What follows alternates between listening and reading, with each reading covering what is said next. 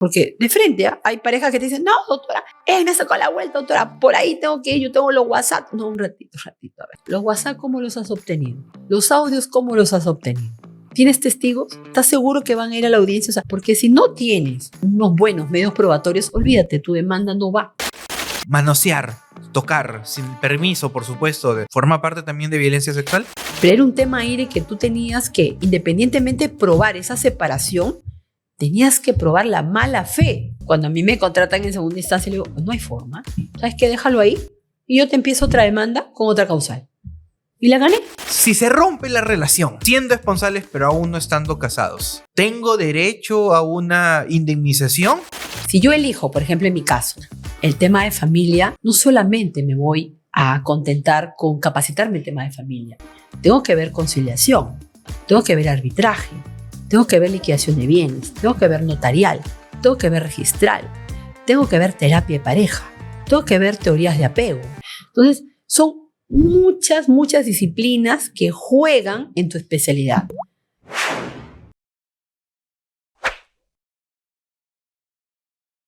Bienvenidos a un nuevo capítulo de Ejeput Podcast. Un enorme saludo a todo el público que nos está viendo, a la comunidad jurídica que está compartiendo con nosotros en este momento.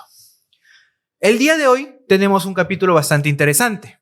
Tenemos el agrado de contar con la presencia de la doctora Iliana Mimbela Cuadros. Doctora.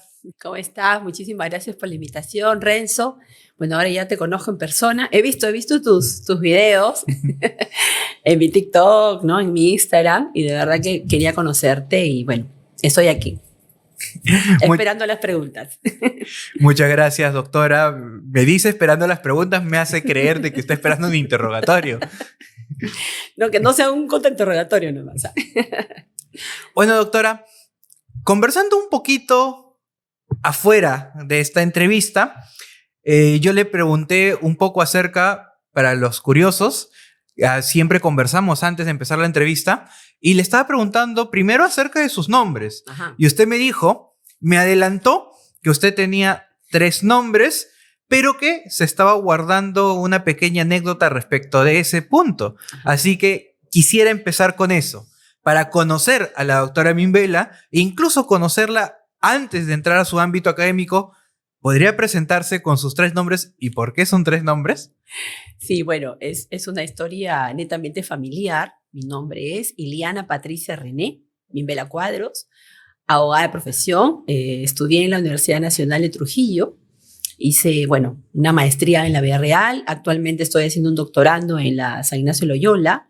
Y tengo una especialización también en gestión pública en la Católica y, bueno, una especialización también en violencia familiar, ¿no? Que es el tema que a mí me apasiona. Bueno, cuando yo era chiquita y había nacido y todo, era el tema de cómo se va a llamar esta niña, ¿no? Que nació un 21 de septiembre del año 1978. Entonces mi mamá dijo, bueno, se va a llamar como mi prima hermana favorita, que es Iliana, ¿no? Yo tengo una tía, que es la prima hermana de mi mamá, que se llama Iliana. Entonces ella desde chiquitita dijeron, bueno, cuando yo tenga una hija, le voy a poner como tú, ¿no? Que era su prima favorita, la prima que ella mucho quería. Y dijo Iliana. Mi papá dijo, no, ¿por qué se va a llamar Iliana? Que se llame como mi mamá, o sea, como la abuelita paterna, que es René. Entonces yo me voy a llamar René Iliana. Entonces mamá dijo, no, a ver, si va a llevar el nombre de mi suegra y también el nombre de mi prima favorita, bueno, que también lleve mi nombre, ¿no? Que es Patricia. Entonces por eso yo me llamo Iliana Patricia René. Entonces el nombre de mi mamá, el nombre de mi abuela paterna y el nombre de la prima favorita de mi mamá. Esa es la historia. Es una anécdota, ¿no? de la familia. Sí. Definitivamente una curiosa anécdota. Sí. No me quiero imaginar cómo se han peleado por el orden de los nombres. Ese es otro tema. Estoy seguro que definitivamente sí. A ver, doctora Iliana, como ya es costumbre en este podcast, antes de entrar a un punto académico, queremos conocerla un poco más como persona, un poco más como estudiante, un poco más como profesional. Así que vamos a remontarnos primero al pasado. Uy, ya. Hay que ubicarnos en su época probablemente escolar, casi seguro secundaria, tal vez primaria, pues usted nos lo aclarará. Uh-huh. Obviamente usted estudió Derecho. Uh-huh. La pregunta acá para nosotros, nuestra curiosidad y para quienes nos ven es, ¿cómo así terminó eligiendo la carrera de Derecho? ¿Qué la empujó? ¿Hubo un momento clave? ¿Hubo algo en particular? ¿O tal vez fue en el camino viendo las posibilidades que se le presentaban al momento de elegir algo que estudiar? Si nos pudiera contar por eso. Sí, a ver, me estás haciendo recordar un poco mis épocas ya de alumna de secundaria, ¿no? Yo estudié en el Colegio Nacional Nuestra Señora del Rosario, ¿no? Más conocido como los Capullitos de Rosa, ahí en Chiclayo, que aprovecho para mandarles un saludo a todos mis compañeros de la promoción 1994. Bueno, en quinto año secundaria llevé el curso de geopolítica. Y era la primera vez que nosotros teníamos que preparar una ponencia, ¿no? Una exposición, era mínimo de 40 minutos. Entonces, bueno, yo le dije a mi papá era abogado, le digo, papá, ¿cómo me preparo? Tengo que pedir permiso a la doctora, ¿no? Permiso para iniciar mi discurso, iniciar mi ponencia. Y papá me preparó, ¿no? Entonces, llegó el día de la exposición y expuse. Y a la doctora le encantó mi exposición, ¿no? Me dijo, Eliana, tú has tenido la nota más alta y ¿sabes qué, hijita? Tú deberías ser abogada, me dijo. Entonces le digo, sí, ¿no? Me dijo, tienes esa técnica de oratoria, tienes facilidad de palabra, tienes mucha dicción, ¿no? Cuando uno pronuncia las palabras y todo, y mucha memoria también. Bueno, sí, ¿no? Entonces empecé ahí, fue una semillita, ¿no? Oye, papá, mira, ¿qué opina? Le digo, hijita, pero claro, o sea, ¿por qué no lo ves? ¿Por qué no lo evalúas, no? Y mira, después de 25 años, ya yo siendo abogada y todo, regresé a mi reencuentro por las bodas de plata en mi colegio, que fue un año antes de la pandemia, 2019, y me encontré con la profesora, ¿no? Y le dije, profe, le digo, ¿sabe qué profesión tengo? No, mi Juliana, soy abogada, doctora. Profesora, le dije. Y a mi Juliana, yo te lo dije, sí, le digo, usted fue mi profetisa, ¿no? Entonces, desde ahí tengo esa inquietud, ese tema de que me pusieron esa semillita de ser abogada y luego pues ya he fortalecido el tema de los conocimientos, el técnico de las técnicas y de verdad que ahora estoy feliz de ser abogada, ¿no? Nos acaba de comentar algo interesante. Es bastante común en muchas familias donde hay un abogado. Tenemos un padre o madre o un familiar cercano que tiene esa carrera. Usted rápidamente nos ha mencionado de que su padre fue abogado, sí. Es abogado, y que usted acudió a él para pedirle ayuda. Y ahí me entra una pequeña curiosidad, una pequeña duda. ¿Su padre tal vez lo empujó a elegir la carrera de Derecho, como ocurre en muchas personas? ¿O tal vez lo dejó completamente a su discreción? ¿Cuál fue su caso en particular? No, o sea, mi papá me guió. Mi papá nunca me dijo, tienes que ser abogada como yo, no. Eso sí, no. O sea, él me dio esa libertad. Pero al momento que yo empecé a evaluar las carreras o la vocación que yo tenía, pues siempre en primer puesto estaba Derecho, Y por ahí siempre me gustaba también el tema de psicología, ¿no? Por eso que ahora, bueno, más adelante vamos a hablar del tema del Derecho de Familia, que es el tema que yo domino. También he estudiado todo lo que es terapia, todo lo que es conciliación, y ahí entra mucho tema de psicología, y me ha encantado estudiar eso también, ¿no? O sea que ahí tengo un match de Derecho con un poquito de psicología, ¿no? También soy media psicóloga, hasta quiero poder ser también coach con el tema de mis clientes, porque los llevo de la mano, sobre todo en el tema de divorcios, ¿no? Que es un tema a veces un poquito sensible, complejo para llevarlo en familia, pero ahí estoy yo, ¿no? Para darles ese soporte también. Bueno, ya me está soltando algunas indirectas de posibles temitas que podríamos conversar, sí, pero un poquito más adelante. Ajá. Un poquito más adelante. Ahora quiero que avancemos un poco más en el tiempo. Ya ingresó a la universidad. Ya está en los tortuosos y maravillosos 5, 6, 7 años que pudo haber durado la carrera. Tiene amigos, sufre con los profesores, también los disfruta al mismo tiempo. He sufrido con uno en especial. No, sí es su nombre. Todos, diría yo, al menos con uno. Pero estamos en este contexto, estamos en estos años maravillosos de la carrera y siempre nos llevamos algo más allá de lo académico.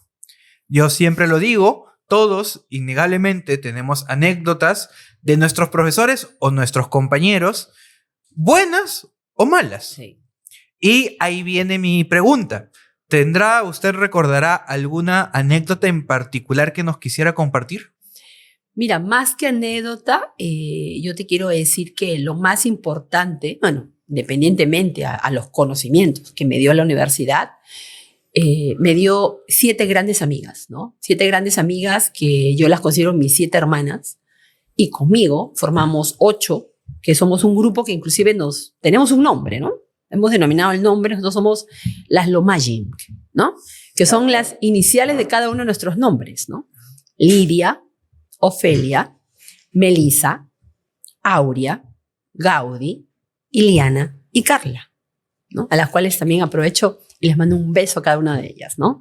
Bueno, ellas son, 3 son fiscales provinciales, ¿no? Una trabaja en Talara, la otra está en Bagua Grande, la otra está acá, la otra es jueza, ¿no? En Trujillo, Melisa, Lidia, que trabaja en Huaral, si no me equivoco, en la provincia de Huaral, está cerca de una cooperativa, la que te habla, ¿no? Y, bueno, ahí están, y Ofelia, que es abogada de oficio, ¿no? En la Corte Superior de la Libertad. Entonces, todas estamos súper bien, ¿no? Entonces, me imagino, por lo que me está contando, algo hermoso que se ha llevado a la carrera es este particular grupo de amigas. Por lo Es que una gran amistad. Por lo que estoy escuchando, entre todas forman un brazo legal de una organización criminal. No. Hacen de todo un poco.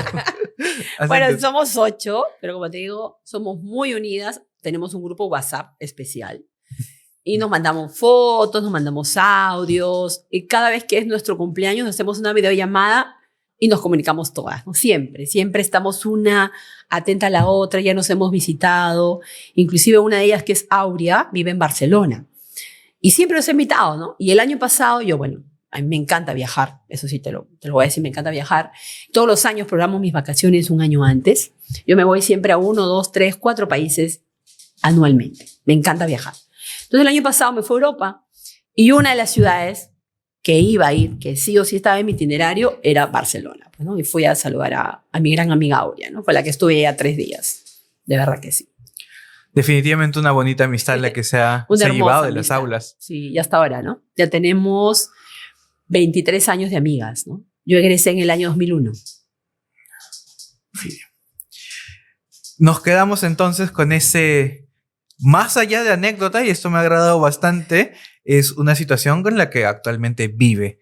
Y eso es bastante, bastante bonito de poder encontrar, sobre todo un grupo numeroso, sí. Porque he escuchado bastante de grupos de amigos. Yo también tengo mi pequeño grupo de amigos, pero usualmente es eso, pequeño grupo. Chiquito, 3 personas, claro. 4 personas. No, somos 8.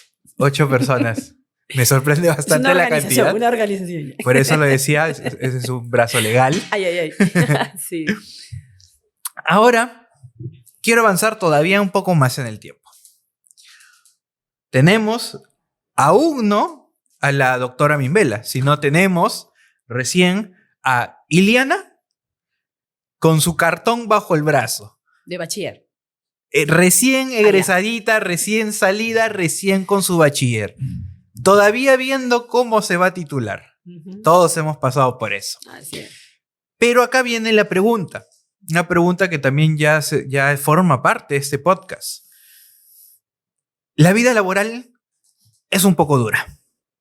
Salir de las aulas a salir al ámbito real a veces es chocante. Algunos salen preparados, otros no salimos tan preparados y nos damos de cara con una pared, que son las oportunidades laborales, o a veces también nos damos cuenta que realmente aún no estamos listos. Y ahí viene mi siguiente pregunta. ¿Cuáles fueron estos primeros pasos, casi gateos, que usted dio cuando salió de la universidad?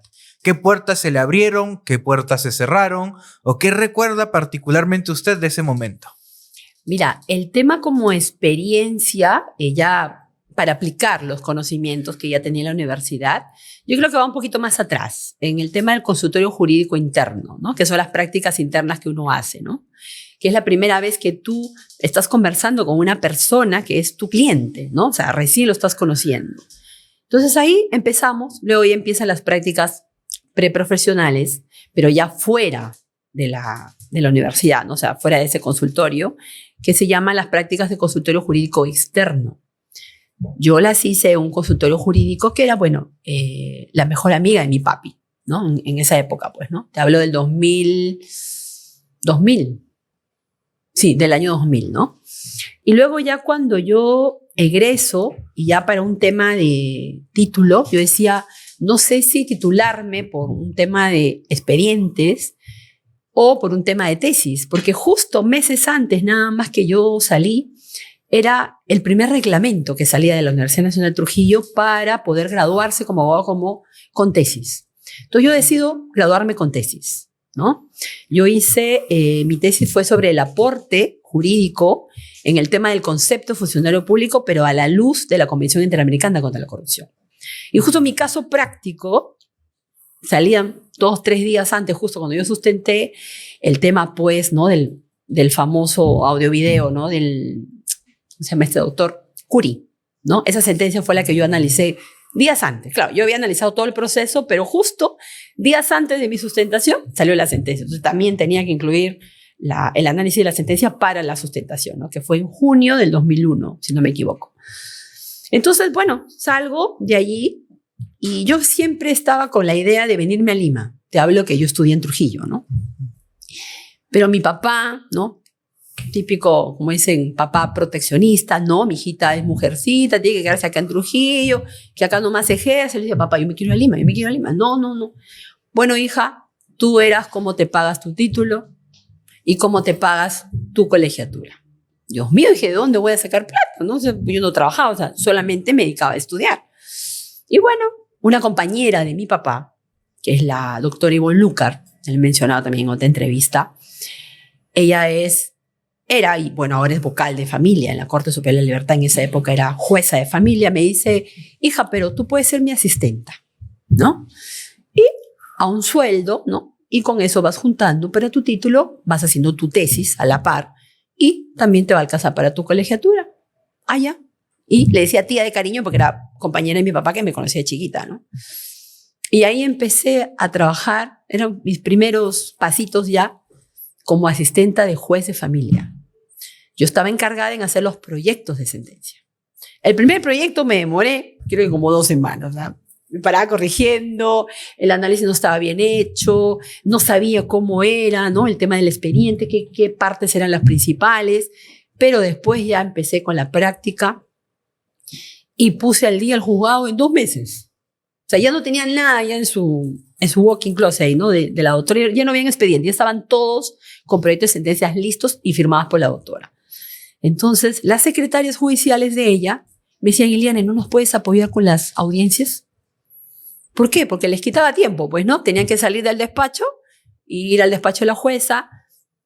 Ustedes saben, las audiencias duran 2, 3, 4, 5 horas y esas horas no proveían, esas horas dejaban de proveer, ¿no? En su despacho original. Le digo, ya, yo les ayudo a hacer las audiencias.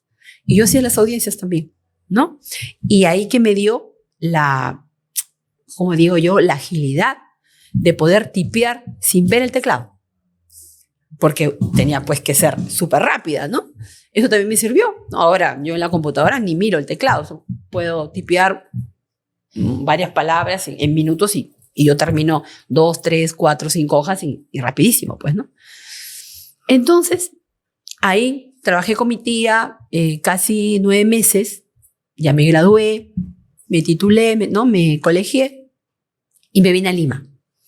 Pero con la idea de postular a la escuela diplomática. Yo siempre tenía esa formación, el tema de la diplomacia, ¿no?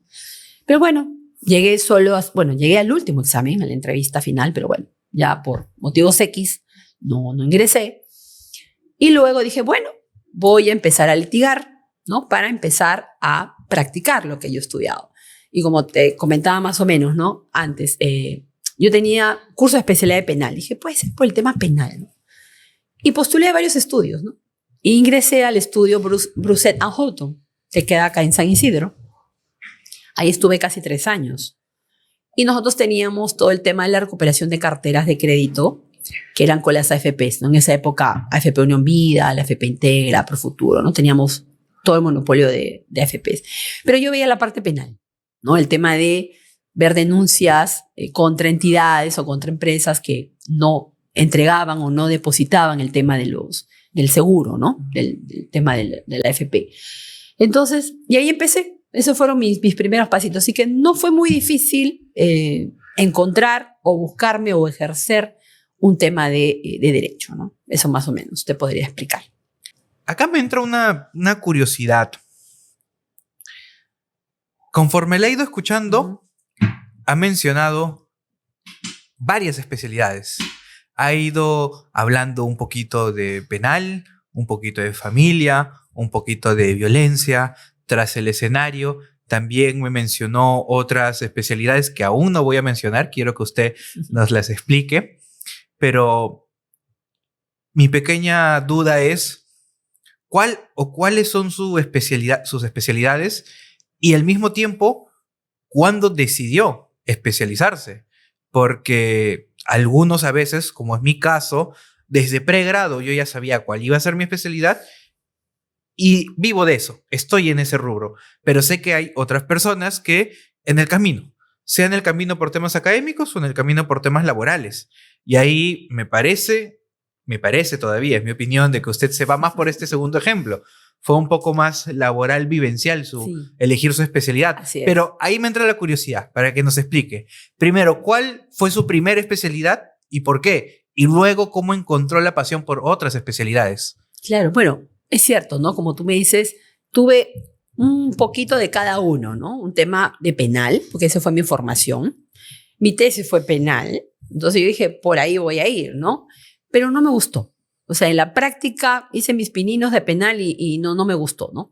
De ahí fue el tema de familia y de ahí ya fue el tema de violencia familiar, pero fue ya más adelante, ¿no? Porque justo también te comentaba, las normas de violencia familiar o ya el tema de una subespecialización de violencia familiar surge mucho después, ¿no?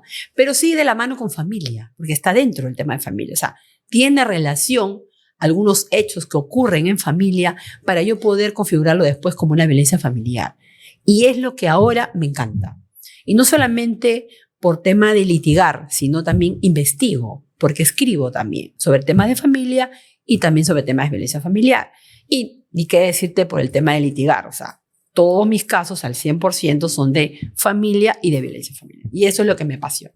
Y también enseño, ¿no? Soy catedrática en varias escuelas, no voy a decir el nombre, ¿no? Pues, soy docente acá también en GEPUT, de todo lo que es violencia familiar y familia, ¿no? Entonces, ahí va mi pasión. Eso es lo que a mí me encanta. ¿Y por qué esta segunda pasión? Ya nos quedó claro cuál es su pasión, pero ¿por qué esta segunda pasión o este gusto por la docencia? ¿Por qué?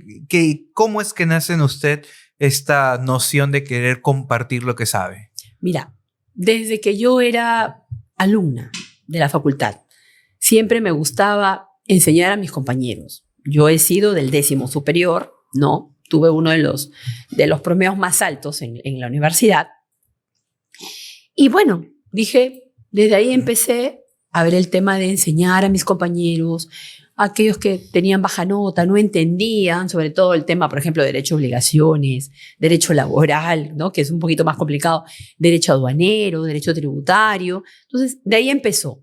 Pero ya cuando salí y vine a Lima, o sea, vine de Trujillo a Lima, paralelamente a litigar, yo enseñaba en escuelas. No en escuelas, como te puedo decir, escuelas de posgrado, no, pues no, todavía no. Eso recién ya enseñaba en los últimos 9, 10 años, ¿no? Pero antes eran en escuelas de pregrado, ¿no? En alguna universidad, en algún instituto, y poco a poco. Y ya en la época de pandemia, ahí sí fue el furor, ¿no? Yo a veces tenía récord. Yo enseñaba en 4, en 5 instituciones en un solo día.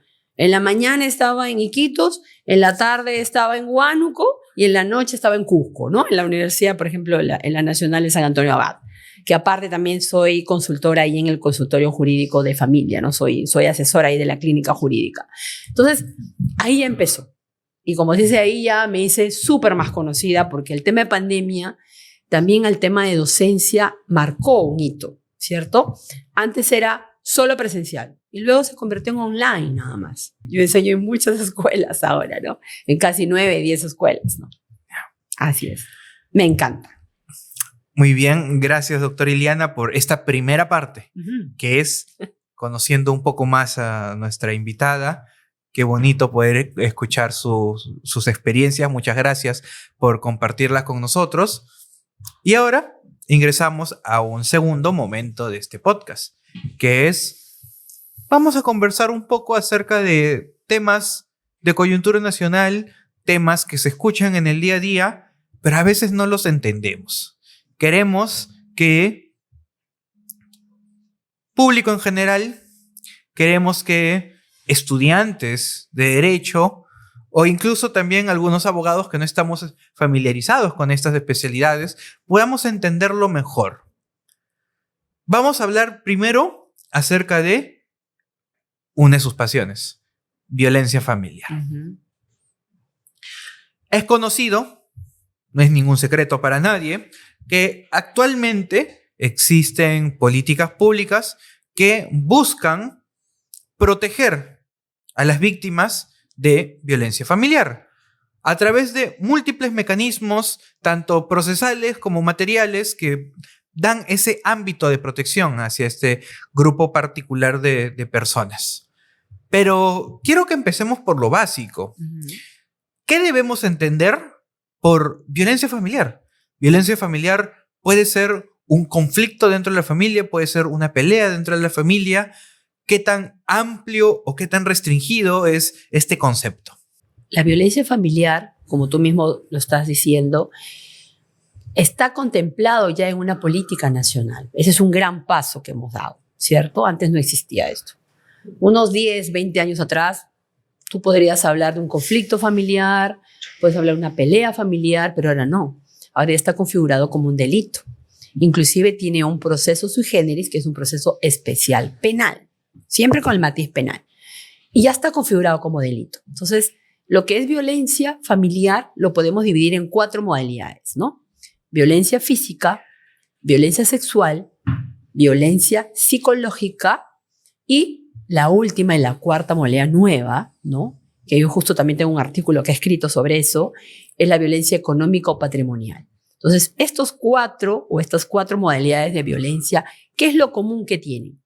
Es que ha ocasionado un daño en otra persona. Pero no en cualquier persona, sino en un grupo vulnerable que señala la misma norma, ¿no? Que ahora es el texto único ordenado, la 30364. Entonces, ahí señala quiénes son esas personas que si ocurre uno de estos tipos o de estas 4 modalidades de violencia, puede asistir o puede activar, ¿no?, la actividad jurisdiccional y hacer una denuncia respectiva. Ahora lo tenemos, podemos hacerlo ante la comisaría del sector, ante la Fiscalía Especializada de Familia o ante el Juzgado Especializado de Violencia Familiar. Entonces, vemos que eso va dando pasos agigantados, ¿no?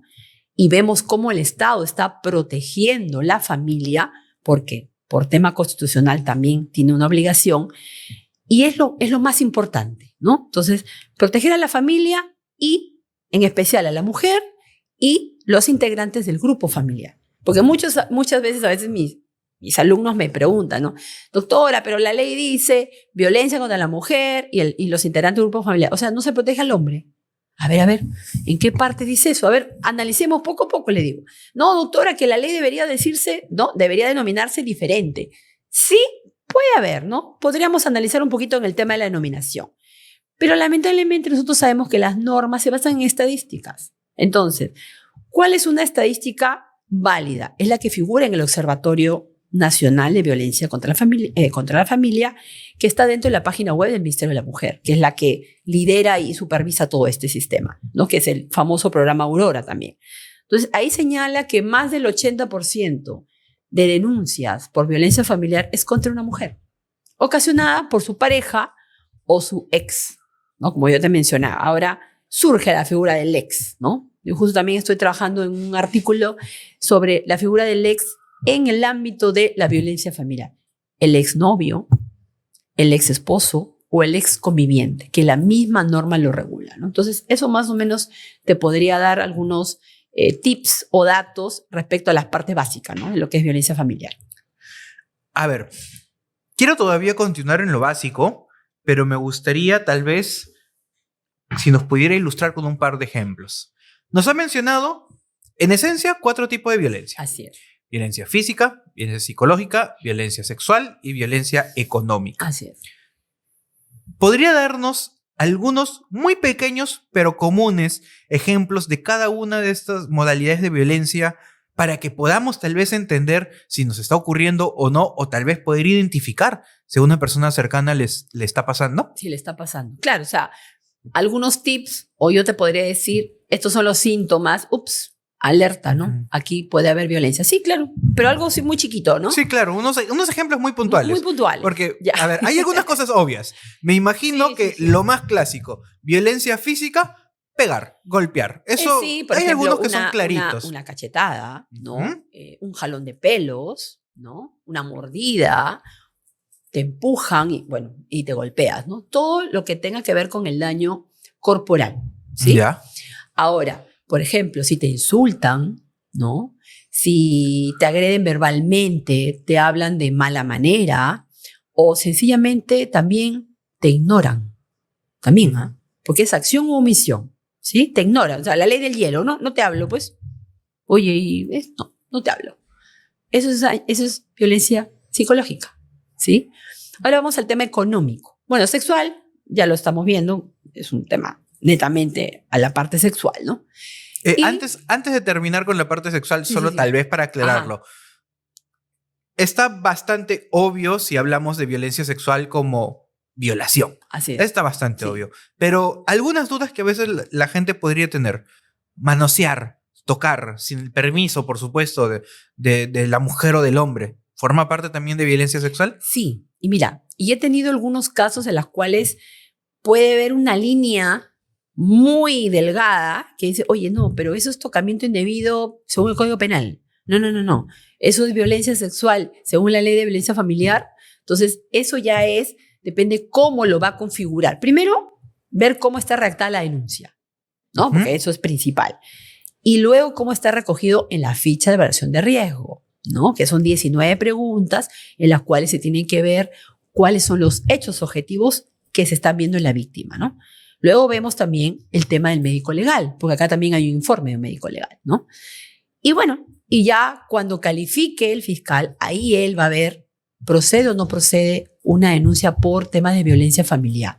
Porque he tenido casos que dicen, no, archívese respecto a violencia familiar, pero apertúrese, ¿no? En la Fiscalía Penal de turno, porque esto no es violencia familiar, esto es un delito, según el Código Penal, artículo 3.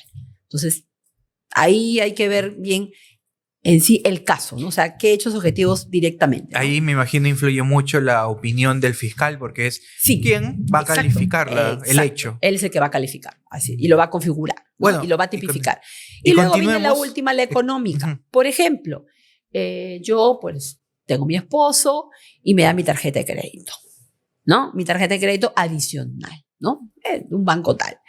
Entonces, de un momento a otro, me quita la tarjeta, ¿no? No puedo hacer ninguna compra o sencillamente me daba un dinero mensual o me daba un dinero diario para el tema de la casa y me lo quita de un momento a otro, sin ninguna explicación. Entonces, digo, oye, pero ¿y cómo yo voy a poder solventar los gastos? ¿No? ¿Cómo yo voy a poder satisfacer mis propias necesidades básicas? ¿No? No. Eso es un tema económico. Y ojo, yo puedo configurar dos tipos de violencia, sí. Ahí podría, inclusive, violencia económica y violencia psicológica. Podría configurar los dos. Entiendo en concurso, también ¿no? que En concurso. entiendo también que hablando específicamente del tema económico, tiene que ser de manera injustificada, porque también pensando rápido, Ajá. podrían Como la existir voz del diablo. justificaciones. Sí, sí. Me imagino, tal vez para aclararlo también, a la familia ya no le va tan bien económicamente. Reducir los gastos o dejar de pasarlos, podríamos llegar a hablar de que está justificado, no necesariamente es violencia, Así es. pero si te estoy combinándolo, como dijo, con la violencia psicológica, si te dejo de hablar y aparte de hablar, te corto cualquier suministro de dinero que previamente te estaba brindando, claramente violencia en estas Las dos modalidades. Así es. Ahí entran las dos. Exacto. Ya tenemos en claro los clásicos, Ujú. obviamente siempre hay más, siempre me gusta mucho esta frase, siempre la realidad supera al derecho y la Sí. realidad supera la norma, pero al menos ya tenemos unas nociones básicas. Estos son los clásicos hechos que forman parte de estas 4 modalidades de violencia. Ahora, también previamente estábamos hablando un poquito de esto. Actualmente, actualmente está toda esta política nacional para proteger a la mujer y a los integrantes del grupo familiar, Así independientemente que la nomenclatura sea correcta o equivocada, pero el dato estadístico está ahí y tiene que tomarse en cuenta. Así es importante. Violencia contra la mujer y grupos integrantes del grupo familiar. Pero eso es actualmente. Hace años, hace 5 años, 10 años, 15 años, no existían estas preocupaciones. Se veían, no es que se ignoraran tampoco, pero se veían desde un punto de vista más general, penal, una lesión, por ejemplo, independientemente que ocurra en un contexto familiar. Una lesión contra la persona, ¿no? Exacto, podría ser únicamente a ese nivel una iba, ¿no? A ese nivel, nada más. Mi pregunta acá va. ¿Cómo ha ocurrido esta evolución legislativa? ¿Cómo nació esta preocupación por parte del legislador, que por supuesto siempre es trasladada desde el ciudadano hacia el legislador? ¿Y cómo fueron estos primeros pasos? Siempre los primeros son los más accidentados, porque también ya hablamos de que actualmente estamos en la segunda ley que protege. Es la segunda generación, la segunda, que yo lo llamo desde el punto de vista legislativo, ¿no? Pero sí, tuvimos obviamente una primera, y si hubo este cambio es porque mejoraron algunas cosas. Así que quisiera que nos explique un poquito sobre esta evolución legislativa.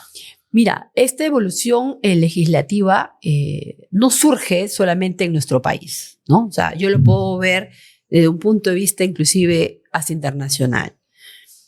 La Convención Belém do Pará, que es una convención que se suscribió en Brasil, en esta ciudad, Belém do Pará, donde Perú era parte, te hablo ya hace más de 15, 16 años, se obligan, ¿no?, todos los países a uniformizar todos los criterios legislativos en función de la protección de la mujer, ¿no? Porque esa es la convención interamericana más importante, que es la base de la política nacional, que luego salió después de 2 años, y luego es donde se expide nuestra primera ley, la 27260. Esa es la primera ley, como se dice, la de primera generación, que es la que después, con la ley 30364, la deroga. Y ahora, pues ya con las múltiples modificaciones que tenemos, ya tenemos un texto único ordenado del año 2020. O sea, estamos poco a poco ya avanzando, pero esto ha sido progresivamente, ¿no? O sea, de un instrumento internacional pasamos a una política nacional, se ejerce una ley, y esta ley luego ha salido otra, que ahora ya hay un texto único ordenado, y en paralelo ya existe un programa y un sistema nacional de protección a la mujer, o sea, de tema de violencia. Entonces, ya esto ha sido ya más trabajado, ya está más profesionalizado, ¿no? Y ahora, pues, estamos en tendencia a una especialización. Míreme a mí, o sea, yo soy un referente en el tema de una subespecialización en violencia familiar. Hay diplomados de violencia familiar. O sea, hay cursos especializados de violencia familiar. Tenemos juzgados especializados en violencia familiar. Tenemos fiscalías también, que ahora se han desactivado algunas de penal, algunas de familia, y las han convertido en fiscalías especializadas en violencia familiar. Entonces, todo hay una especialidad. Inclusive también dentro de la Policía Nacional y de las comisarías también hay un departamento especial de lo que es protección de violencia familiar. Dios no quiera, pero tal vez alguna persona que nos está viendo lamentablemente es víctima de violencia, en cualquiera de las modalidades de las cuales ya hemos hablado. Acá viene la pregunta procesal. Yo soy víctima, lo tengo claramente, lo tengo clarísimo, lo puedo demostrar, por supuesto. Estoy en una situación de riesgo inminente en mi casa. Incluso si intento irme de mi casa, el riesgo es aún mayor. ¿Qué puedo hacer? ¿A quién debería acudir primero? ¿Cuál es la forma más rápida, la forma más inmediata de poder conseguir el auxilio de las autoridades? A ver, te comento. Uno puede directamente ir a los famosos CEM. ¿Te has escuchado hablar? Son los Centros de Emergencia Mujer. ¿Sí? Muy bien. Tú puedes asistir ahí en forma presencial. Puedes también llamar a la famosa línea 100, que es por WhatsApp. Y que inclusive tú puedes mandar audios, puedes mandar las pruebas, escribes la denuncia, todo por el WhatsApp, ¿sí? Eso surgió justo también en la época de pandemia, te hablo en el 2020. Mira, ya tiene 4 años y sigue funcionando el sistema. No se desactivó la línea, sigue la línea 100. La otra es ir a la comisaría de tu sector, ¿no? A la comisaría más cercana a tu domicilio y presentar la denuncia. Como te digo, ya existe una sección, un departamento dentro de la comisaría que ve temas de violencia familiar. O también puedes ir de frente al Ministerio Público, ¿sí? A la Fiscalía especializada en lo que es violencia familiar. O también puedes ir directamente al juzgado especializado en violencia familiar. Inclusive ahora, claro, los abogados que tenemos SINOES, tenemos casilla electrónica de SINOES, la denuncia la presentas directamente a través de la web, a través del SINOE, ¿no? De la mesa de partes electrónica. Entonces tenemos 5 caminos para poder interponer una denuncia por violencia familiar. A ver, tenemos 5 caminos. El ciudadano común y corriente va a elegir, por supuesto, el que le sea más cómodo. Eso ya no hay ningún problema, es decisión de cada uno. Pero, a ver, es lo mismo si yo denuncio a una expareja a que denuncie a mi esposo o a mi esposa, o denuncie a un vecino. Es lo mismo que sé que esta persona tiene un arma, la violencia ha sido física o la violencia ha sido psicológica. ¿A qué van estas pequeñas diferenciaciones? Tal vez para que nos puedan entender todos, es la ficha de valoración de riesgo, básicamente. La FBR. Exacto, porque más allá de que obviamente todos de manera unánime están cometiendo esta violencia contra la mujer e integrantes del grupo familiar, no es lo mismo cada escenario. Hay escenarios que, siendo un poquito realistas, pueden esperar un poco más. La clásica disputa con el vecino que lamentablemente me maltrata, pero de que pase a mayores de manera inmediata es casi imposible, pero estoy viviendo con mi agresor, es una situación urgente.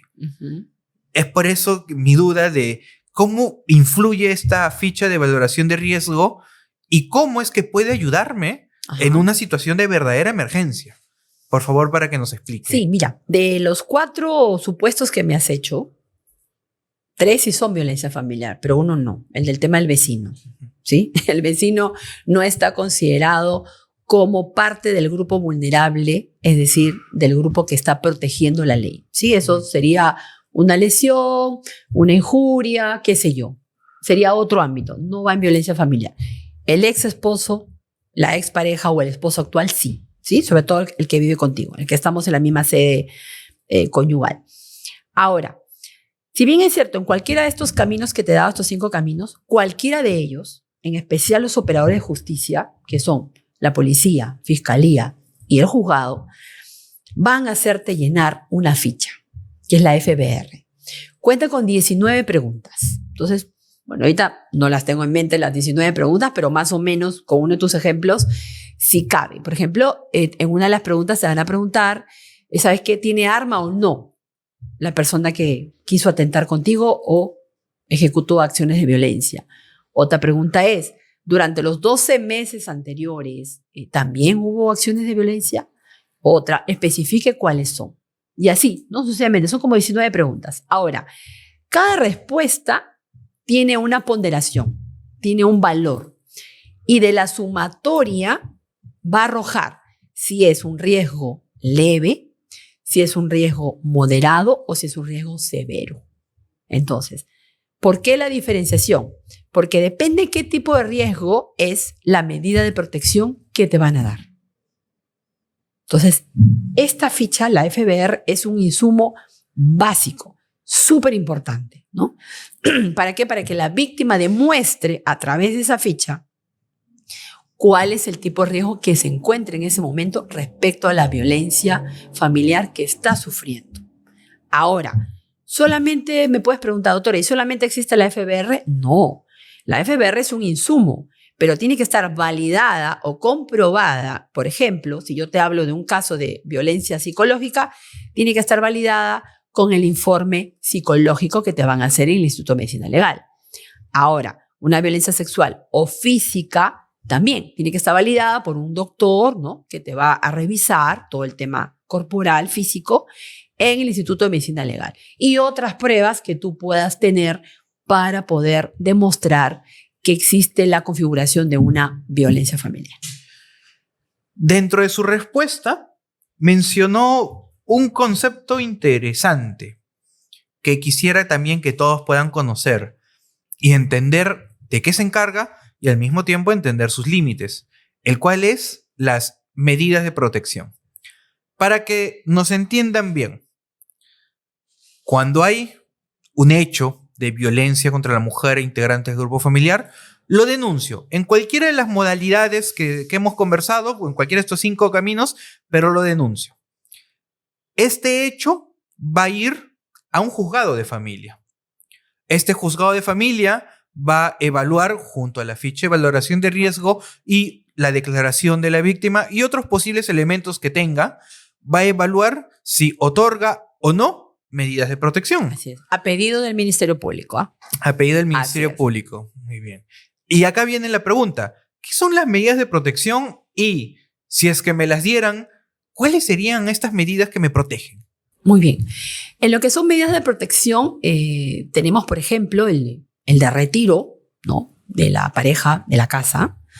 Tenemos otra medida de protección de la no comunicación, ya sea en forma, ¿no?, física, no puede haber teléfono, no puede haber mensaje de texto, no te pueden mandar correos electrónicos, no comunicación, así, totalmente. Es una medida de protección. Y otra también es el no acercamiento a esa persona, ¿no? Unos 20 metros, no. Y me puedes preguntar, doctora, ¿y quién es el encargado de ver que eso se cumpla? ¿Sí? O sea, ¿cómo yo ejecuto eso? ¿Cómo superviso? Es la Policía Nacional del Perú. Ellos están en la obligación de ejecutarlas y de supervisarlas que se vienen cumpliendo. Si no, pues ellos comunican el no incumplimiento y eso será puesto en conocimiento del juzgado. Quiero ahora volverle tal vez un poco más complejo el asunto. Caso real, por supuesto, lamentablemente. Una mujer está siendo agredida por su esposo, pero hay de por medio la existencia de 1 o 2 hijos.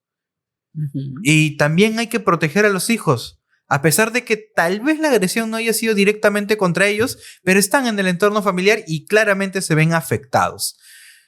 En el proceso civil y el proceso penal existen medidas cautelares o medidas coercitivas para proteger estos intereses que son complementarios al conflicto principal. Pero en estos procesos especiales, pensando en los menores, ¿existe algo similar para poder pensar en ellos? Sí, Renzo. Excelente tu pregunta. Así como hay medidas de protección, que ya te las mencioné, que es respecto directamente a la persona, ¿no?, que está siendo la víctima de violencia, también existen medidas cautelares, que son las medidas frente cuando existen, en este caso, menores de edad. Por ejemplo, una medida cautelar que puede dar el juez es que se le dé una pensión, ¿no?, de, no sé, 200, 300, 500 soles al menor de edad, porque va a haber un retiro de la persona, un retiro de la pareja, ¿correcto? O también puede haber una medida cautelar de una tenencia provisional. También puede haber una medida cautelar de un cambio de régimen de visitas. O sea, todo eso pueden haber en medidas cautelares. Puede ir de la mano con las medidas de protección. Bueno, como dije en un principio, Dios no quiera, pero lamentablemente puede pasarnos a nosotros o a personas cercanas. Así que lo mejor sería no necesitarlo. Pero en caso de que llegue el momento, es bueno estar informados y saber cómo poder reaccionar, buscar a las autoridades competentes y solicitar su auxilio de una manera correcta, siempre velando por nuestra integridad. Este segmento, siempre me gusta decirlo, es para conocer un poquito más acerca de temáticas de coyuntura nacional y que necesitamos saber para entender bien la realidad y cómo reaccionar o pensar críticamente frente a ella. Pero ahora, en este último segmento, quiero ya preguntarle un poquito más acerca de derecho neto. Ahora sí quisiera poder hablar jurídicamente con todos los tecnicismos que sean necesarios. Por supuesto, mientras más complejos buscamos explicarlos mejor, pero quiero que no se corte. Estamos ahora en una clase completa de jurídica y quiero hablar acerca de la evolución que hay en un tema familiar de pasar de esponsales a un matrimonio e incluso un eventual divorcio. Así que siempre empezando con lo sencillo, pero ahora sí vamos a ir poco a poco más a lo complejo. ¿Qué debemos entender por esponsales? Ajá. Es un concepto que yo me acuerdo claramente haberlo estudiado en las aulas. Se lo comenté. Es cierto que civil no es mi especialidad, pero no soy ajeno a estos temas. Sé qué significan los esponsales y aún así en la práctica la gente no lo conoce o incluso abogados desconocen un poco el concepto de esponsales y la eventual responsabilidad que tienen. Así que empecemos por ahí. Sí. ¿Qué son los esponsales? Bueno, a ver, vas a tocar un tema que a mí me encanta. He llevado muchos casos de temas esponsales y no solamente, o sea, he llegado a la parte judicial, sino muchas veces las hemos podido conciliar, ¿no? Un tema de conciliación extrajudicial, porque también es una materia conciliable. Pero los esponsales no es otra cosa que nosotros lo llamamos como los novios, ¿sí? Tú eres mi novia, yo soy tu novio, ¿quieres casarte conmigo? Yo te digo sí, soy tu novia. Sí, no soy tu enamorada, ojo, no soy tu pareja, no soy tu saliente, soy tu amigo con derecho y todos los niveles que ahora hay, ¿no? Inclusive hay unos subniveles, ¿no? El saliente con exclusividad, esa es la última que he escuchado, bueno. Así son las relaciones interpersonales. Pero ya el tema del noviazgo es un pasito previo al matrimonio, ¿correcto? O sea, es algo ya más serio, es un paso importante del enamorado al esposo, que jurídicamente se llama el cónyuge, ¿no? Entonces, estamos hablando de un esponsal a un cónyuge, ¿sí? Entonces, los esponsales nosotros decimos, oye, pero ¿todavía existe esa figura? En algunos países ya no existe, por el desuso, pero en nuestro país todavía está y está contemplado en 2 artículos en el Código Civil que señala qué son los esponsales. Es una relación entre un hombre y una mujer, ojo, con capacidad y no impedimento para casarse. ¿Qué quiere decir? Doctora, o sea, ¿un casado puede noviarse con un soltero? No, porque el casado está impedido de casarse nuevamente, ¿correcto? Entonces, tendría que ser un novio, un esponsal, 2 solteros, 2 viudos, 2 divorciados o entre ellos, ¿correcto? No puede haber un casado, no puede haber un separado tampoco, ¿no? Porque ni siquiera es un estado civil jurídicamente reconocido por la norma, ¿no? Entonces, eso es.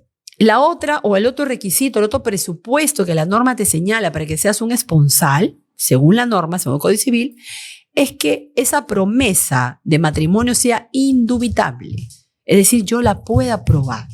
Te mencioné, ¿no? En cámaras en off. ¿Tienes que tener el anillo? Sí, tienes que tener un anillo. Pero tú me dijiste, pero doctora, hay algunas parejas que no tienen, pues no, para un anillo, ¿no? Puede ser alguna otra cosa, sí, cualquier tema de compromiso. O sea, basta que haya un acuerdo, basta que te diga, quiero casarme contigo, basta que haya una reunión, una cena con testigos, ya es una promesa matrimonial. Y la otra es que sea una promesa, pues, que vamos a ir a un matrimonio. O sea, esa es la finalidad de la promesa, ¿sí? Entonces, esos presupuestos te señalan, y si tú estás en esos 5 presupuestos, estamos hablando de un esponsal, de un novio, regulado y amparado por la norma. Teniendo ya en claro qué son los esponsales, básicamente estamos hablando de una promesa, un compromiso a futuro, que es casarnos. Así es. Llegar a la condición de cónyuges. Ahora, no siempre se da. La realidad también nos enseña de que el hecho de que se pida la mano a la pareja no necesariamente implica que a futuro se llegue a concretar este matrimonio. Es correcto. Y la pregunta es, sé la respuesta, pero quiero escuchar sus palabras. Me encanta cómo lo explica. Si se rompe la relación, siendo esponsales, pero aún no estando casados, ¿tengo derecho a una indemnización? ¿Tengo derecho a demandar o denunciar a la otra persona? Sí, no, tal vez. ¿En qué escenarios? Si por favor nos pudiera ilustrar. Sí, claro. A ver, la palabra romper no existe en el código, ¿no? O sea, el término jurídico es ruptura, ¿sí? Entonces, cuando existe una ruptura de la relación, ojo, que no sea una ruptura por ambos, sea una ruptura unilateral. Y la norma te señala más aún, otro presupuesto más, que sea de manera unilateral sin motivo justificado. ¿Sí? Entonces, existe una ruptura y esa ruptura ha sido por una de las partes o una de las parejas y que ésta sea sin motivo justificante. Pasan esas tres cosas y yo sufro un daño. Mi daño puede ser también de dos tipos. Un daño moral, un daño de imagen, un daño de vergüenza personal, un daño que yo ya me proyecté, un daño psicológico, ¿correcto? O también puede ser, o a la vez también puede pasar, un daño patrimonial. Por ejemplo, ya pagamos la orquesta que iba a estar en la fiesta, ya pagué el vestido de una diseñadora súper exclusiva de Roma, ya pagué el catering, ¿no? Entonces, todas esas cosas son daños patrimoniales y yo las puedo demostrar, ¿cierto? Con boletas, con facturas, con contratos. Entonces, todo eso yo sí puedo pedir una devolución y la norma misma me dice que tengo un año desde la ruptura para yo poder interponer una demanda de indemnización por incumplimiento de promesa matrimonial. Este es el punto inicial de las relaciones, a pesar de que algunos se lo saltan, pero este punto es esponsales. Ahora, evolucionando en la relación, luego viene, en caso no ocurra la ruptura, tarde o temprano llega la ceremonia. Llega ya el matrimonio, se cambia el estado civil de ambos, de estas personas que interceden en este contrato y finalmente ya estamos como casados. Ahora, un matrimonio tiene dos regímenes patrimoniales distintos. Es correcto. Con características muy diferenciadas. ¿Cuáles son estos dos regímenes patrimoniales, así de manera introductoria? A ver, mira, yo siendo enamorada, o bueno, después novia, soy una esponsal, o ambos somos esponsales, decidimos casarnos. Entonces, antes del matrimonio, yo puedo decidir por una separación de patrimonio. Pero si me dicen no, juntos vamos a casarnos, en automático vamos a ir por el régimen patrimonial de sociedades gananciales. Si después de casarnos, estando en sociedades gananciales, yo quiero ser o quiero estar en el otro régimen, lo puedo hacer también. Y se hace una sustitución de régimen patrimonial. Que es decir, tengo que liquidar todo lo que es sociedades gananciales y pasar a la separación de patrimonio. Ahora explico cada uno. Separación de patrimonio no es más, lo digo en términos no jurídicos para que me puedan entender, es lo que compro yo es mío y lo que compras tú es tuyo. Así de simple. Pero si estuviéramos en un régimen de sociedades gananciales, lo que compres tú o lo que compre yo es de ambos, ¿sí? Pero eso sí, si nosotros nos casamos y por default, como se dice, por defecto, vamos a ir a una sociedad de gananciales, todo lo que yo haya comprado antes del matrimonio son bienes propios. Así lo señala la norma, ¿sí? Pero ¿qué pasa si yo, estando casada, recibo una herencia o recibo una donación, por ejemplo, de mi papá? Me pregunta la doctora, ¿y eso es, dónde entra? ¿Entra en sociedades gananciales? ¿Va a ser de los dos? ¿Es solo mío? ¿Cómo sería ahí? Si yo estoy en un régimen de sociedades gananciales, después de un matrimonio, y yo recibo una donación o una herencia, es bien propio. No va a ser de mi esposo o de mi esposa, ¿correcto?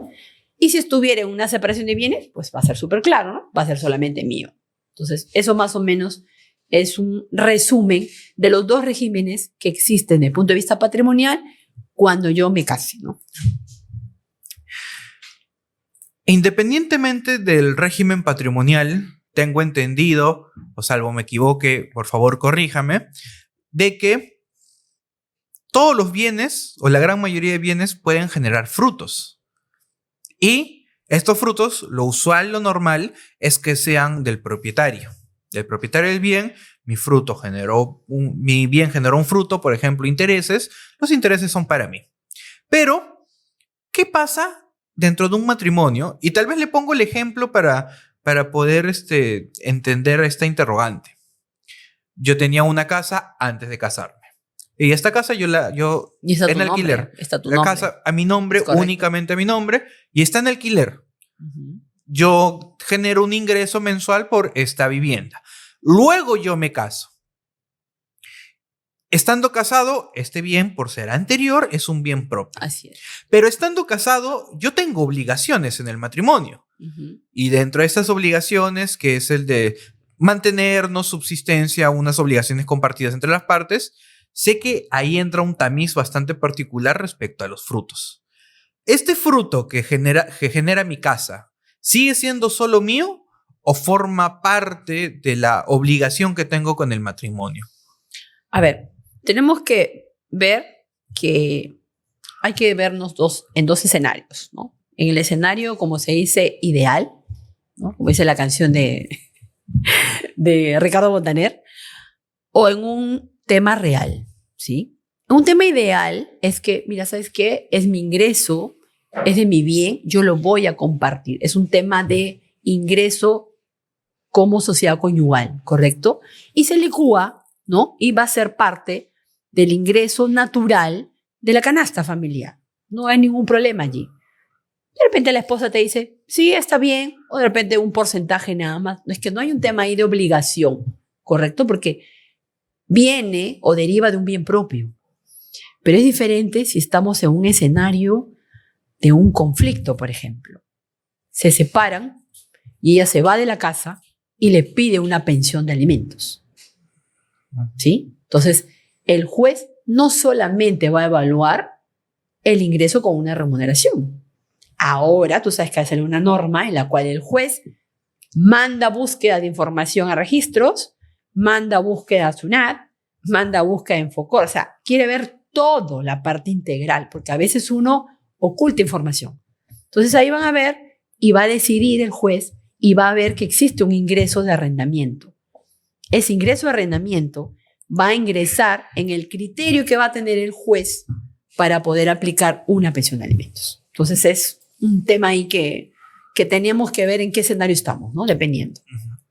No es una regla general. Nuevamente, evolucionando ahora en la figura jurídica del matrimonio, lamentablemente la realidad nos enseña que los matrimonios se separan. Esperamos que no, pero lamentablemente ocurre. Este proceso de divorcio puede tener múltiples razones. La más sencilla y pacífica es el divorcio por mutuo disenso, en el que básicamente no nos soportamos, peleamos y decidimos, conversando previamente, separarnos. Una separación, digámosle, pacífica. Armoniosa, diría yo. Armoniosa. Armoniosa, sí. Esa es la palabra. Pero a contraposición, existe el divorcio cuando uno de los dos es el responsable. El ejemplo más común, pero no es el único, es infidelidad. Y acá se genera lo que se denomina el divorcio por causal. Así es. Primero quiero hablar un poquito sobre el divorcio por mutuo disenso, el armonioso, como usted nos dice. Este divorcio, ¿qué implica para la sociedad en la cual estamos patrimonialmente dentro del matrimonio? ¿Cómo debe generarse esta separación de una manera correcta legalmente hablando? A ver, en la primera parte, ¿no? Pues son dos, ¿cierto? Me estás hablando, por un lado, el divorcio por mutuo disenso, en la que, vale la redundancia, ambos están en acuerdo que tienen que separarse. Y el otro es por causal. Vamos a la primera. Cuando es por mutuo disenso, ¿sí? Antes de que se dé la ley de competencia, tanto a las notarías y a municipalidades, este divorcio por mutuo disenso lo tenías que hacer sí o sí por la parte judicial. Claro, era más rápido, ¿no? Adjuntabas un convenio, un proyecto de convenio, si habían bienes, se tenía que ver el tema de la repartición o la liquidación previamente, si había menores de edad, se colocaba, pues, ¿no? El tema del régimen alimenticio, el tema del régimen de tenencia y el tema del régimen de visitas. Ese convenio se aprobaba y prácticamente la sentencia transcribía el convenio. Eso era antes de. Ahora también lo puedes hacer, pero el tema, vamos ya por el cómputo de los tiempos, ¿no? Porque a veces también las parejas quieren divorciarse ya rápido, pues, ¿no? Y ambos están de acuerdo. Viene el tema de la competencia notarial y municipal, como te mencioné hace unos segundos. Entonces, tú puedes elegir o ir a nivel municipal o ir a la notaría. Cuando tú escoges ir por el tema municipal, tienes dos opciones, que dice la norma cuál es la competencia. ¿Qué municipalidad es la que me va a divorciar? Tienes dos opciones para escoger. O la municipalidad donde te casaste, o la municipalidad del distrito del último domicilio conyugal. Entonces tienes dos opciones tú para escoger. Dependiendo qué municipalidades, porque no todas las municipalidades están autorizadas por el Ministerio de Justicia y desconozco algunas que ni siquiera han presentado sus solicitudes para que los puedan calificar, los invito a que entren a la web. El 100% de municipalidades no están catalogadas, no están avaladas y no están aprobadas por el Ministerio de Justicia. Por lo tanto, no todas las municipalidades se pueden hacer divorcios rápidos, que se llaman, o también los llamados divorcios express, ¿no? O es dependiendo cada municipalidad también.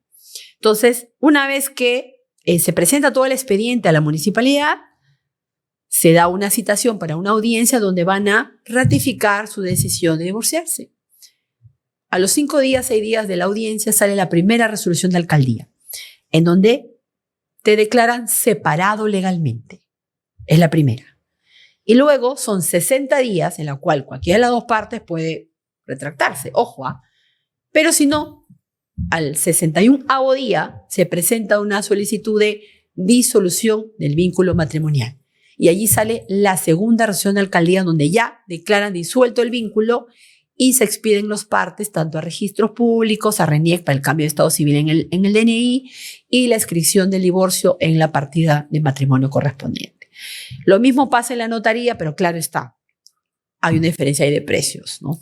No quiero comparar, pero a veces mis clientes me dicen, no, doctora, voy a ir por el tema municipal, ¿no? Por un tema económico. Pero los tiempos son casi iguales, ¿no? Eso es más o menos un resumen de cuál es el procedimiento en un divorcio por mutuo acuerdo o mutuo disenso, como has llamado.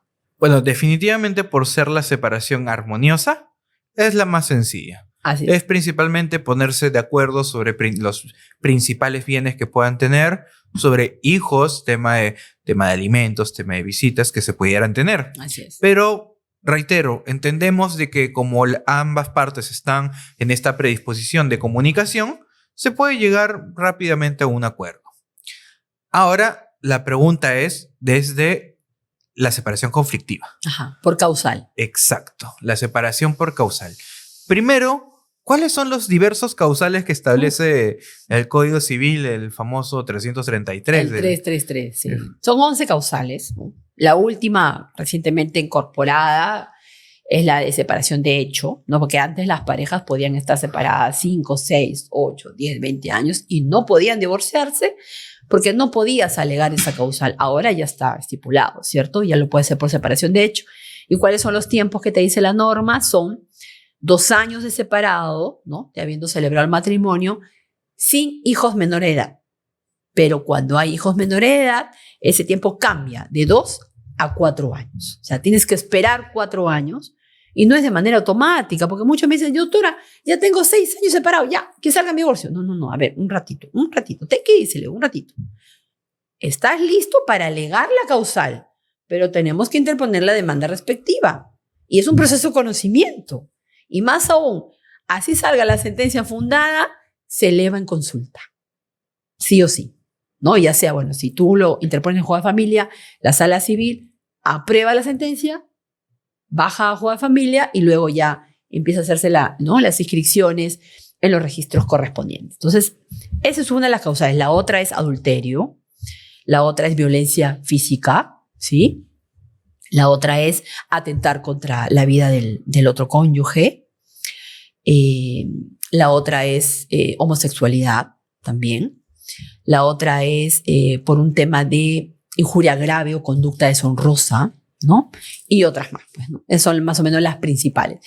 Pero para mí, por un tema de experiencia, si me preguntaras, doctor, ¿y cuál de todas esas causales es la más difícil de probarla? Adulterio. Es la más difícil. Salvo que tengas una partida de nacimiento de un hijo extramatrimonial. Eso ahí ya está indubitable, o sea, ahí está. Pero ojo, hay un periodo también de 2 años. Si tú ya conoces que tu pareja, ya sea tu esposa, tu esposo, tiene un hijo extramatrimonial y has esperado más de 2 años, ya no lo puedes alegar, porque eso ya es un adulterio consentido. Es un adulterio continuado, como dice la norma. Y ya no podrías alegar porque aún así lo interpongas, la otra parte pues va a interponer una excepción, ¿no? Dentro de las causales hay 2 que me llaman particularmente la atención porque en mis escasos conocimientos pareciera que son un poco ambiguas, así que acudo a su experiencia tal vez para poder aterrizarlas. Injuria grave y conducta deshonrosa. ¿Qué debemos entender por una injuria y cómo es que la injuria se convierte en grave? Y al mismo tiempo, conducta deshonrosa. Estamos hablando casi siempre de conductas normalmente aceptadas por la sociedad, y cuando ya no son aceptadas por la sociedad, ya aparentemente se están convirtiendo en deshonrosas. Pero, ¿cuáles serían los ejemplos que usted ha visto en su labor? ¿O cuáles son esas situaciones que sí o sí son, o tal vez algunas situaciones que generan dudas si son o no? Mira, yo no he tenido ningún caso de ninguna de esas dos causales, ¿no?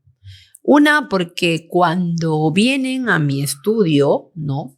Y quieren ir por esas causales, no, yo entro por otra, más fácil, ¿sí? ¿Por qué? Porque claro, o sea, yo no voy a estar, como se dice criollamente, perdiendo el tiempo, hacerle perder el tiempo al cliente, y es plata, es tiempo, ¿no? Para poder interponer causales que tú mismo hoy te estás diciendo es ambiguo, porque es muy subjetivo. ¿Qué es una conducta deshonrosa? ¿Qué es una injuria grave? Si en el ámbito penal hay un tema ahí de injuria, difamación, ¿cuál es la diferencia allí? ¿No? Entonces, no, yo siempre los oriento por el tema de la separación de hecho. Para mí es la más fácil y para mí es la más que yo le puedo asegurar un triunfo en la demanda, ¿no? Le puedo asegurar el divorcio, porque para eso te buscan. Porque tú le dices, sí, podemos ir por esta. Pero doctora, ¿usted me asegura? Porque es lo primero que te preguntan. No te puedo asegurar. Lo que sí tuve un caso en la cual, claro, yo no lo llevé en primera instancia, lo llevé en segunda, y por eso dije nunca más voy a llevar ese causal. Era por el tema de, hay una causal que señala incompatibilidad, ¿no? Por un tema de que no pueden vivir juntos. Ahorita no me acuerdo el dato exacto, la causal completa. Pero era un tema ahí de que tú tenías que, independientemente de probar esa separación, tenías que probar la mala fe. Tenías que probar la intencionalidad. ¿Cómo lo pruebas? Muy difícil. Y en primera instancia perdieron. Entonces, cuando a mí me contratan en segunda instancia, le digo, no hay forma. ¿No? ¿Sabes qué? Déjalo ahí. Y yo te empiezo otra demanda con otra causal. Y la gané. ¿No? Entonces, hay un tema también de estrategia, ¿no? O sea, ¿cuál causal? O tú escuchas el caso y dices, no, puede ir esta causal, puede ir esta causal, porque de frente hay parejas que te dicen, no, doctora, me sacó la vuelta, doctora, por ahí tengo que ir, yo tengo los WhatsApp. No, un ratito, a ver. Los WhatsApp, ¿cómo los has obtenido? Los audios, ¿cómo los has obtenido? ¿Tienes testigos? ¿Estás seguro que van a ir a la audiencia? O sea, tienes tú que proyectarte, porque si no tienes unos buenos medios probatorios, olvídate, tu demanda no va y vas a hacer perder tiempo y vas a hacer perder dinero a tu cliente. Entonces, yo me aseguro por otras causales en la cual hay casaciones, hay acuerdos plenarios, por ejemplo, el de la separación de hecho, que están los 3 requisitos exactos. Y cuando sacan las sentencias, de verdad, los jueces, me quito el sombrero. Hacen caso a ese acuerdo plenario y dicen, según el acuerdo plenario, los requisitos son tal. Y estos son probados y han sido aprobados en el presente caso. O sea, entran por ahí. O sea, yo ya sé cuál es el criterio del juez. Y en el 100% de mis demandas que he hecho por separación de hechos, 100% las he ganado. Claro, algunas piden indemnización, pero ahí podemos transar, ¿no? Pero ya no se ha hecho, ¿no? Porque ahí no hay un tema de cónyuge inocente o un cónyuge culpable. Ahí sí, ambos no son ni dos inocentes ni dos culpables, ¿no? Bueno, doctora Iliana, ya estamos terminando con este ¿tan episodio. Y como también, repito mucho esto, como ya se está haciendo costumbre en este podcast, en base a su experiencia, tanto personal como profesional, quisiera que nos brinde un consejo, pero pensando en el estudiante, en el alumno que ya eligió la carrera de Derecho, el estudiante que ya está en las aulas y se está esforzando en elegir su especialidad, en progresar en sus estudios, en poder ser cada día mejor. Usted, más allá y esto es un poquito cliché, pero más allá del consejo de estudia bastante y esfuérzate, que obviamente claro. todos lo tenemos que hacer, pero yendo un poquito más allá, ¿usted qué le recomendaría a este grupo de personas? A ver, el tema de elegir la especialidad es muy importante. ¿Por qué? Porque es lo que te va a marcar toda tu trayectoria profesional y es lo que te va a marcar día a día tu obligación de capacitarte en esa especialidad, ¿sí? Entonces, si yo elijo, por ejemplo, en mi caso, el tema de familia, no solamente me voy a contentar con capacitarme en tema de familia. Tengo que ver conciliación, tengo que ver arbitraje, tengo que ver liquidación de bienes, tengo que ver notarial, tengo que ver registral, tengo que ver terapia de pareja, tengo que ver teorías de apego, si es un tema sexual. Entonces, son muchas disciplinas que juegan en tu especialidad. Entonces, yo lo que les aconsejo a cada uno de los que me pueden estar escuchando es que si van a elegir una especialidad, vean y tengan los conocimientos de manera integral para que su servicio como abogado sea el A1, no un servicio sesgado, no un servicio básico, sino que marquen la diferencia con otros abogados dentro de una especialidad. Ese es mi consejo. Muy bien, doctora Mimbela. Muchas gracias por acompañarnos, muchas gracias por su tiempo, muchas gracias por estas últimas palabras. ¿Algo final que tal vez quiera decirle a todos los que nos están escuchando? No, agradecer por la invitación a GEPUT.